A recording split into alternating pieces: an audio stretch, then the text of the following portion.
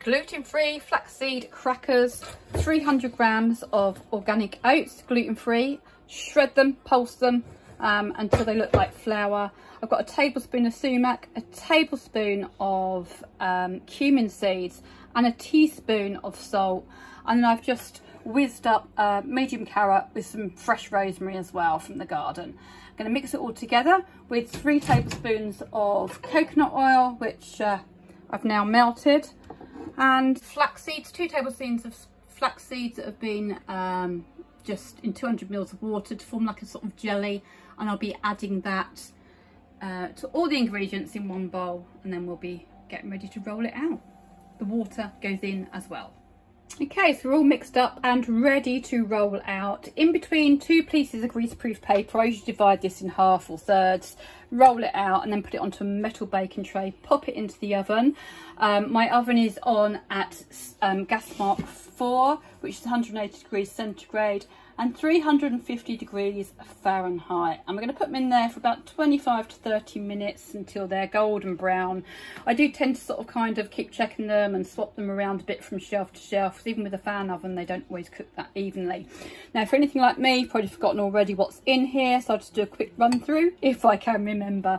I've got 300 grams of gluten-free organic oats, which I've whizzed up to make into a flour. In there I've then added a tablespoon of cumin seeds, a tablespoon of sumac, and a teaspoon of salt. I then whizzed up a carrot, or you can grate it if you want, a medium carrot with some dried rosemary as well, probably about 2 teaspoons of that I've probably put in. Mixed it all together with 3 tablespoons of melted coconut oil, and also 2 tablespoons of flaxseed that have been soaking in 180 ml to 200 ml of water. And you just pour the whole lot in, mix it all up, and you're ready to go.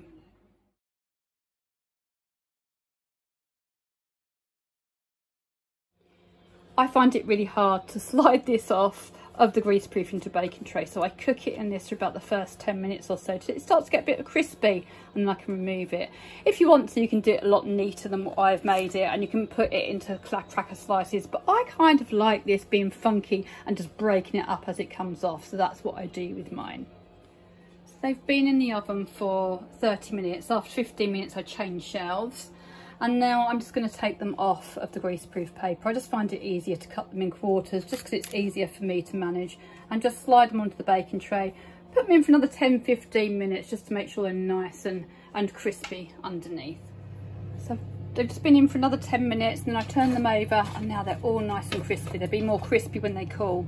And I always love these little bits as well, because they're great to put in soups or casseroles. Just break them up into pieces you want. You can leave them this size, break them up smaller, and just have fun with them. Enjoy.